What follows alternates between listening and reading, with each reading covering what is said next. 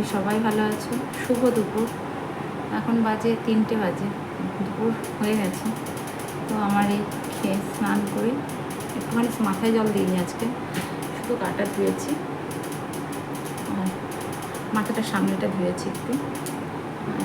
শরীরটা একদমই খারাপ, খুবই খারাপ। সকাল থেকে আমি শুয়েই ছিলাম সারাদিন, একটু যা কাজ ছিল করে মানে শুয়েছিলাম, ভালো লাগছিল না কিছু। তারপরে উঠে আবার যা কাজ থাকে সেগুলো সারলাম, সেরে এই স্নান করে একটু ভাত, একটু ডিমের ঝোল দিয়ে, ডিমের কষা করেছিলাম, ঝোল করে নিয়ে একদম মশলা দিয়ে কষা কষা করে করেছিলাম। তো লবণটা আমারও কম লাগলো, ছেলেরও কম লাগলো।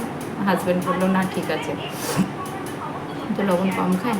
যাই হোক, এটুকু ভাত খেয়েছি, গরম মাছ। সকাল থেকে কিছুই খাইনি, যাই খাচ্ছি না কেন বমি আসছে, মানে মনে হচ্ছে যেন উল্টি হবে। একদমই খাইনি, কিছুই খাইনি। তো এবার একটু শোবো। আর হচ্ছে আজকে ভিডিওটা করারও ইচ্ছে ছিল না, কিন্তু ওই যে নতুন নতুন ভিডিও করছি, তারপরে যদি একদিন অফ দিই অনেকটাই রিচ কমে যায়, যার জন্য করতে হলো।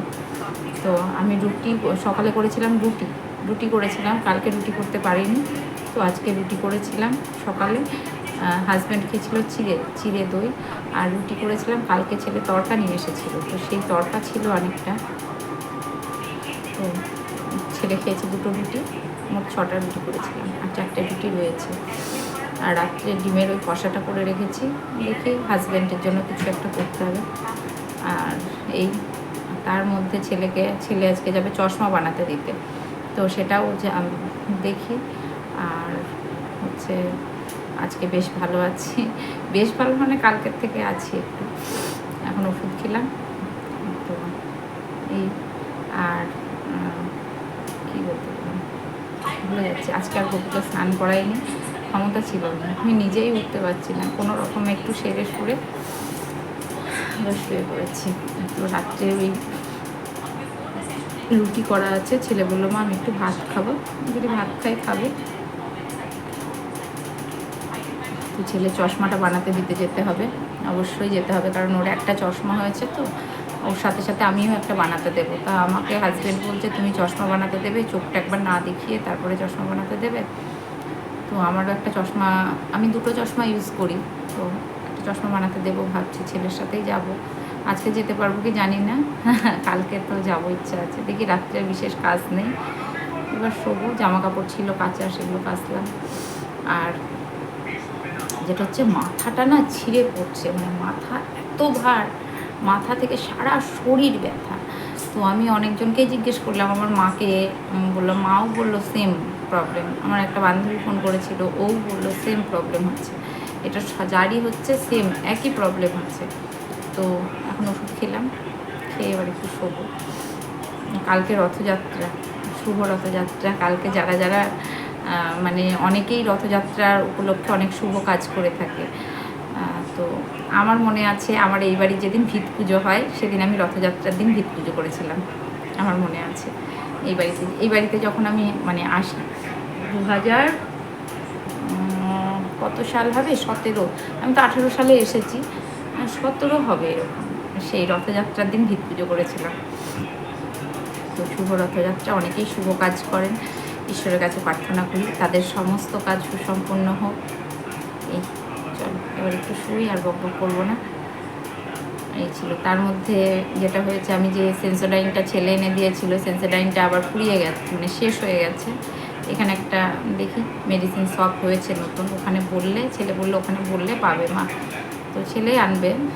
দেখি নিয়ে আসতে হবে, এই হচ্ছে ব্যাপার।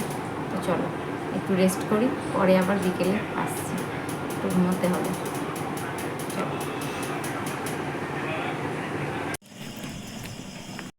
Hello, good evening. এত শরীর খারাপ সত্ত্বেও ভাবছো কোথায় বেরিয়েছি? হ্যাঁ গো, বেরিয়েছিলাম একটু কাজে, একটা দিদি এসেছিল, তা সেই দিদির সাথে একটু কাজে বেরিয়েছিলাম। ভীষণ এমার্জেন্সি ছিল, মানে যেতেই হতো আর কি। তো সেখানেই গেছিলাম, এবার বাড়ি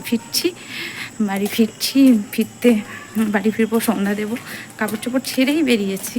তো সন্ধ্যা দেবো, সন্ধ্যা দিয়ে তারপরে চা খাবো।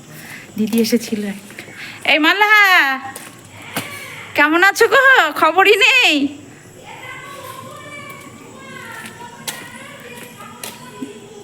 ও আচ্ছা আচ্ছা, ঠিক আছে, করো। ওই যে মালার সাথে একটু কথা বললাম, তা বললো আর বেরোও না।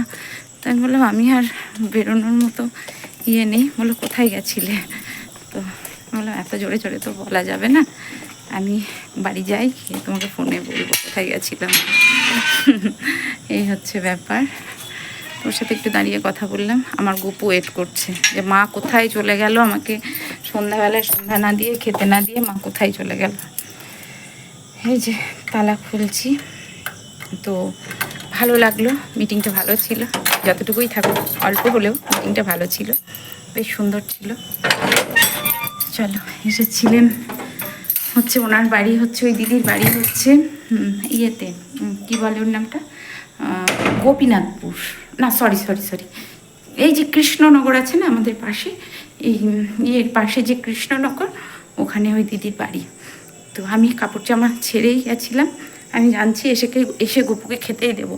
আর এই ঘরের অবস্থাটা দেখাই, ছেলে কি করেছে, ছেলে শুয়েছিল। চল আগে গপুকে খেতে দিই, তারপরে সন্ধ্যাটা দিয়ে নিই, তারপর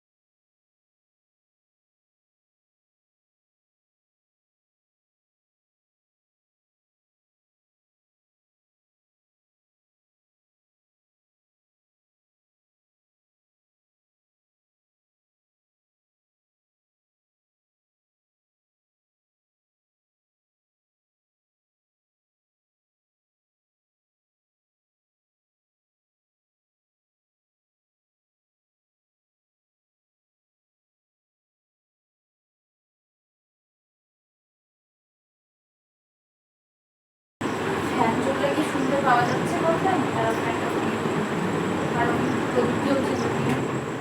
আর ওই ক্লাসে ক্রিকেটের টুর্নামেন্ট হবে, তাই বক বক করছে। আর পারছি না, কেন এত শরীরটা উইক হয়ে গেছে না, সে পড়ে বোঝাতে পারবো না তোমাদের, এতই শরীরটা উইক হয়ে গেছে। অপু, রে, আর তোর মা পারছে না, তোর মা আর পারে না রে বাবাই, তোর মা কাজ কাম কিছুই করতে পারে না। ঠাকুরের প্রসাদ দেবো, ঠাকুরের বাসনগুলো দেবো। আর ভালো লাগছে না, একটু কিছু কাজ করে না হাঁপিয়ে যাচ্ছি।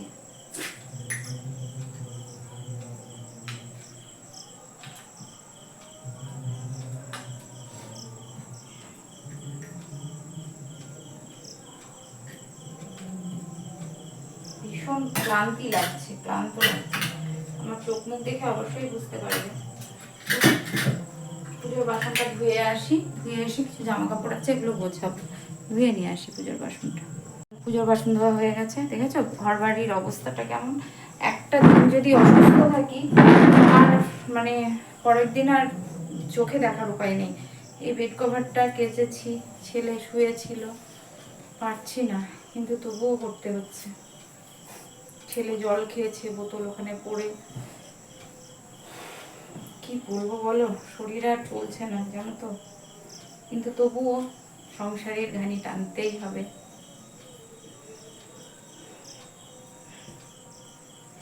গোছাবো গোছাবো করে গোছানোই হচ্ছে না। কালকে হচ্ছে রথযাত্রা, তো শুভ রথযাত্রা। আমাদের এখানে তো বিশেষ বলতে গেলে শ্রীরামপুরে মাহেশের রথ, তাছাড়া তো রথ সেরকম হয় না। পুরীর জগন্নাথ দেবের রথ সে তো আমরা সবাই জানি। আর হচ্ছে তাছাড়া তো কই এদিকে রথ সেরকম দেখি না।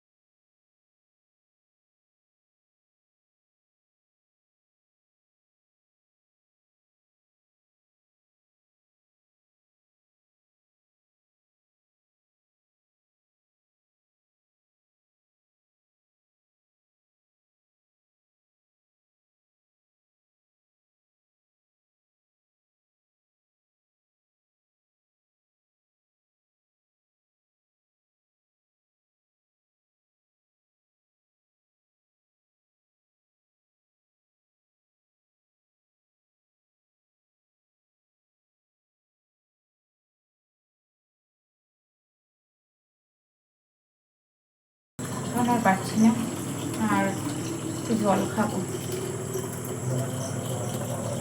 এখন শরীরটা খারাপ করছে।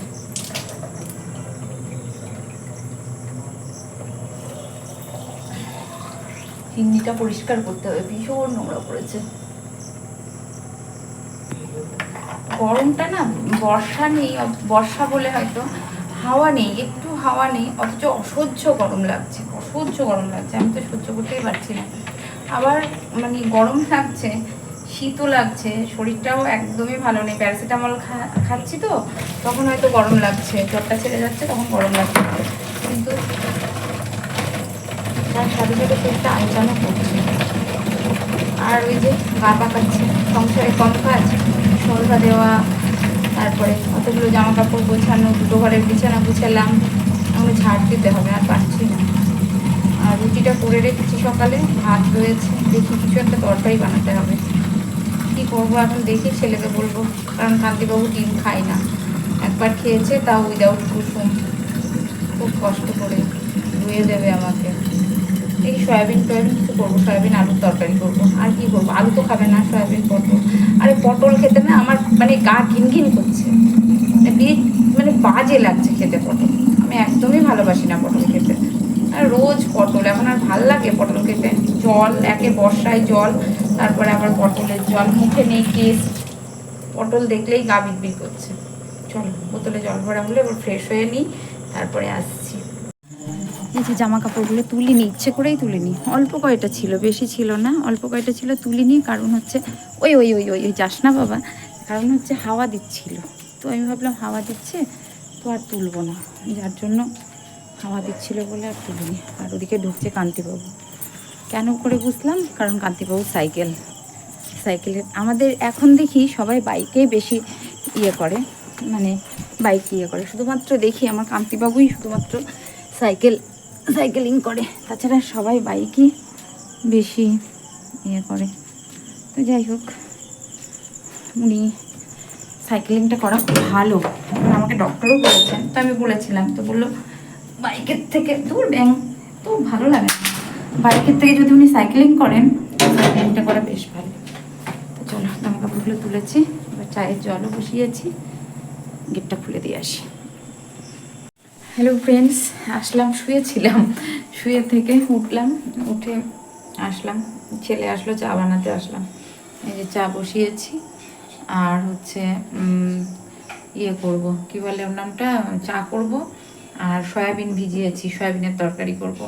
কিন্তু পটলটা একদমই খাবো না, কারণ রুটি করে রেখেছিলাম আমি আজ সকালে, জানো তো। তো রুটিটা আর করবো না, রুটিটা আর করবো না বলতে গেলে শুধু তরকারিটা করব, সয়াবিনের তরকারিটা করব। এখনই করে নেবো একবারে, ছেলেকে চাটা দিয়ে করব। আর কি বলতে গিয়ে ভুলে যাচ্ছি বারবার, ভুলেই যাচ্ছি কথা বলতে গিয়ে। ও, শুধু সয়াবিনের তরকারিটা করবো, ভাত আছে, ভাতটা গরম করে নেবো, আমি আর আমার ছেলে খেয়ে নেবো গরম করে। আর কাল হচ্ছে রথযাত্রা, বারবার এক কথা বলছি। কালকে আমাদের বাড়িতে তো নিরামিষ অবশ্যই হবে, যেহেতু আমার গপু আছে, আমার বাড়িতে জগন্নাথ দেব আছে, যার জন্য নিরামিষ আমি প্রতিবারই করি। তো কালকের মেনু আমি আর আমার ছেলে ঠিক করে ফেলেছি।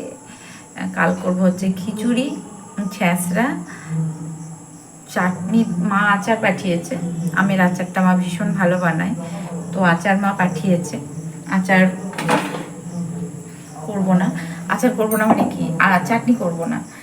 দই, কালকে তো মিষ্টি ফল সব তো ঢুকবে বাড়িতে, সকালে আন্টিবাবু আসবে, নিয়ে আসবে বাজার করে। আর ওই বানাবো হচ্ছে ছ্যাঁচড়া, চাট, খিচুড়ি, আর কি বানাবো এগুলো ঠিক করি, বেগুনিও করতে পারি। এবার এর মধ্যে ফোন করেছিল হচ্ছে মা আর দাদা ফোন করেছিল, যে বাবুকে ফোন করেছিল, বাবুর সাথে কথা হলো, আমার সাথে কথা হয়নি। কারণ হচ্ছে আমাদের দেবগ্রামে কালকে রথযাত্রাতে রথ হয়।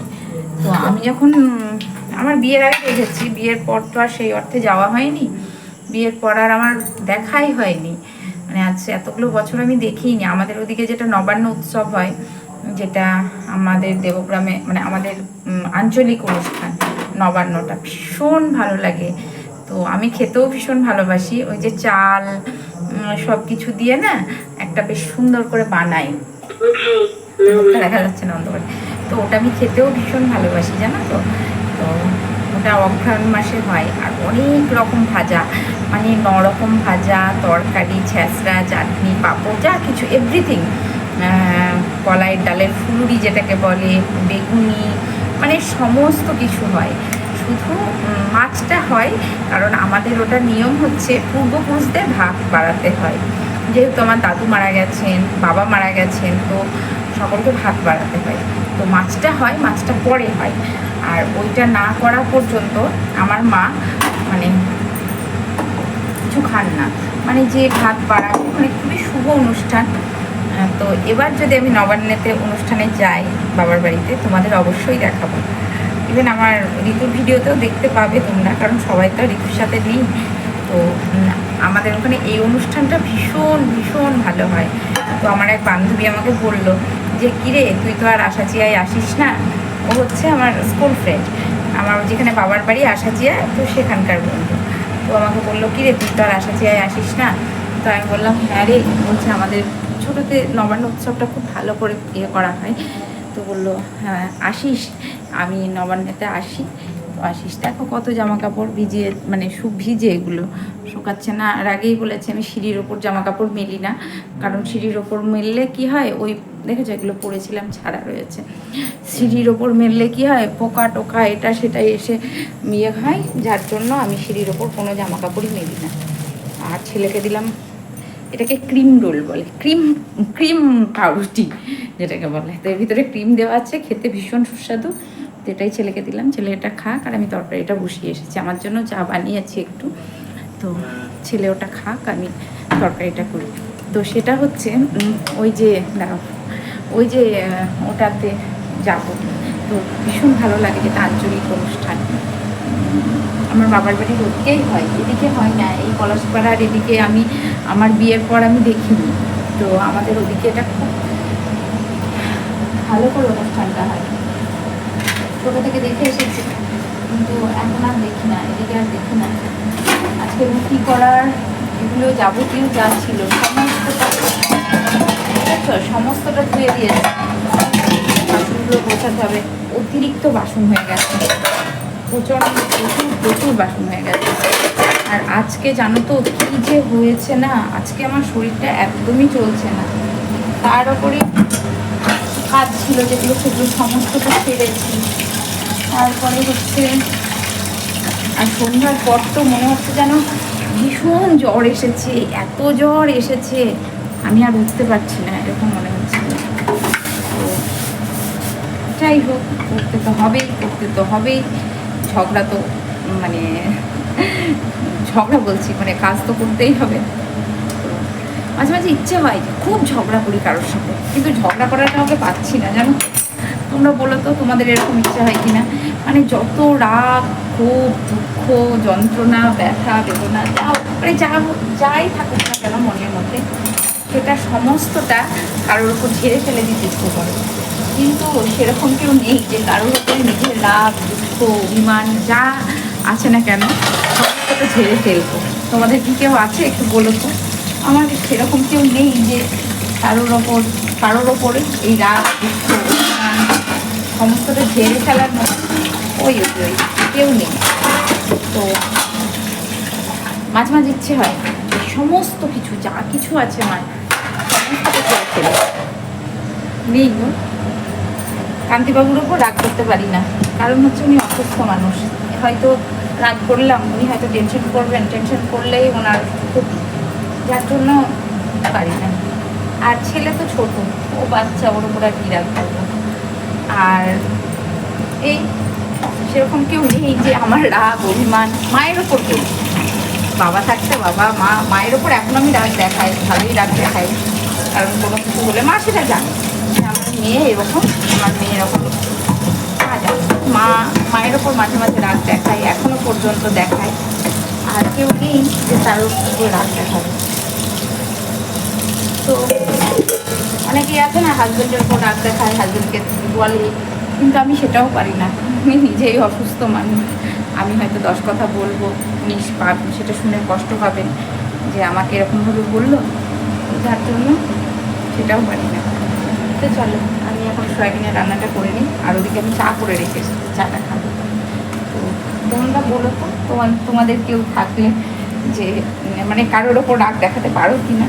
মাঝে মাঝে ইচ্ছে হয়, আজকে সন্ধ্যাতেই আজকে সারাটা দিন ইচ্ছে করছিল যে কারোর সাথে ভীষণ ঝগড়া করি, খুব ইচ্ছে করছে, কিন্তু পারছি না। শুনেই তো কার সাথে ঝগড়া করবো বলো, আর কে আমার রাগের দাম দেবে, কে মূল্য দেবে আমার রাগের। রাগ করেছিস তুই করেছিস, তাতে কাজ। তো এরকম মাঝে মাঝে ইচ্ছে হয়, কিন্তু পাই না। তো আমি সয়াবিনটা ভাজতে দিয়েছি, দেখিয়ে দিই। সয়াবিনটা ভাজতে দিয়েছি, দিয়ে ভেজে নিয়ে আগে, তারপরে করে নিই। তো আজকের মতো আসি, সবাই ভালো থেকো, সুস্থ থেকো, ভালোবাসায় থেকো। দেখা হচ্ছে নেক্সট ভিডিওতে। যারা নতুন দেখছো অবশ্যই চ্যানেলটি সাবস্ক্রাইব করো, পাশে থেকো, সঙ্গে থেকো, একটু ভালোবাসা দিয়ে। তোমাদের ভালোবাসায় যেন আমি অনেকটা দূরে এগিয়ে যেতে পারি, কারণ তোমাদের ভালোবাসাটা ছাড়া আমি পারবো না, কিছুই করতে পারবো না। তো সকলে সঙ্গে থেকো, পাশে থেকো, ভালোবাসা দিও। আর কি বলবো, আজকের দিনটা আমার এইভাবেই কাটলো। যেদিকে রান্নাটা বসিয়ে দিয়ে চলে যাবো ঘরে, আর আমার বিশেষ কোনো কাজ নেই। আজকের মতো আসি, সবাই বেশি করে ফল খাও, জল খাও, যেটা বারবার বলি। ফল জানো তো, শীত গ্রীষ্ম বর্ষা সবসময় ফলটা খাওয়ার দরকার, কিন্তু বলি। আর টক দইটা তো মাস্ট, যেহেতু আমি টক দইটা আজকে বাইটা হয়ে ভিডিওটা এন্ড করতে গিয়েও একটা কথা মনে পড়ে আসলো, জানি না কথাটা বলা ঠিক হবে কিনা। ওই করছিস কেন রে বাবা। আর আমার বাড়িতে যে ছেলেটা দুধ দেয় সন্তু, ও আমাকে বলছে, বৌদি আপনার বয়স কত হলো? আমি বললাম কেন? বলছে বল, এমনি জিজ্ঞাসা করলাম। তা আমার বয়স হলো, আমি বললাম আমার বয়স 38। হ্যাঁ, তো বললো তাহলে আর আপনি বুড়ো হবেন না। কেন হঠাৎ এই কথা বলছো কেন? বলছে না, আপনার যেখানে 38 বছর বয়স, তাহলে আর আপনি বুড়ো হবেন না। আমার না না সেরকম কোনো ব্যাপার না, বুড়ো হয়ে গেছি। বলছে না, তাহলে আর আপনি বুড়ো হবেন না। তো সবাই ভালো থেকো, দেখা হচ্ছে নেক্সট ভিডিওতে। আজকের মতো আসলাম, tata. I love you all. তোমাদেরকে সকলকে আমি ভীষণ ভালোবাসি, তোমরা সবাই আমার পরিবারের সদস্য। আর একটু ভালোবাসা দিও। আজকে বকবকানিতেই গেল। তো আজকের মতো আসি, তরকারিটাতে মশলা দিয়ে ঢেকে দিয়ে চলে যাবো। Tata, love you all.